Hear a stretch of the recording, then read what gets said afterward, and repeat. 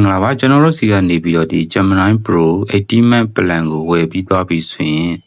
ဆက်ပြီးလောက်ရမယ့်အဆင့်လေးကိုကျွန်တော်ပြပြီးမှဖြစ်ပါတယ်ဆိုတော့ကျွန်တော်စီကနေပြီးတော့ဝယ်လိုက်ပြီဆိုရင်ဒီလိုမျိုးဒီ link တွေပေါ့နော် activate plan link တွေကိုကျွန်တော်ပို့ပေးပါတယ်ပြီးတော့ဒီအောက်မှာလည်းဒီမှာဒီလောက်ရမယ့်အဆင့်လေးတွေကိုတစ်ဆင့်ချင်းကျွန်တော်ဒီမှာစာလေးနဲ့လည်းပို့ပေးပါတယ်အခုကတော့ကျွန်တော်ကဒီမှာဗီဒီယိုနဲ့ကျွန်တော်တစ်ဆင့်ချင်းလောက်ပြမှာဖြစ်ပါတယ်တကယ်လို့ဝယ်တယ်ဆိုတော့ကျွန်တော်ဒီလိုလေးပို့ပြီးမှဖြစ်ပါတယ်ဒီရတာတဲ့ဒီ link ကိုကျွန်တော်တို့တစ်ချက်နှိပ်လိုက်ပါမယ်အဲ့လိုနှိပ်လိုက်ပြီဆိုတော့ဒီ browser တစ်ခုခုတက်လာမှာဖြစ်ပါတယ်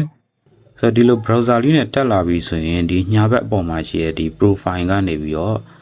ကိုဝယ်မဲ့ Gmail ဟုတ်မဟုတ်ကိုကျွန်တော်ဒီမှာတစ်ချက်စစ်ကြည့်ဖို့လိုပါတယ်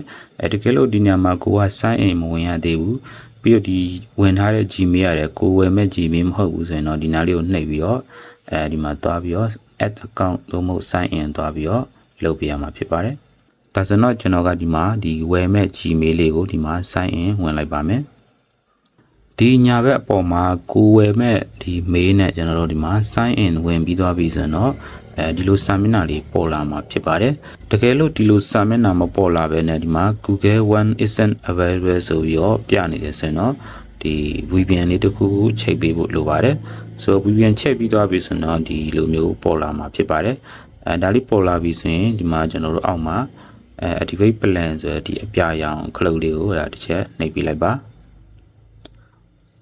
ဒီမှာဆိုရင် you are a Google AI Pro member ဆိုပြီးပေါ်လာတယ်ဆိုတော့ဒါကျွန်တော်တို့ဝယ်တာအဆင်ပြေသွားပြီပဲဖြစ်ပါတယ်ဒါလေးကိုကျွန်တော်တို့ထွက်ပြီးတော့ဒါပုံမှန်အတိုင်းကျွန်တော်တို့အသုံးပြုလို့ရပါပြီ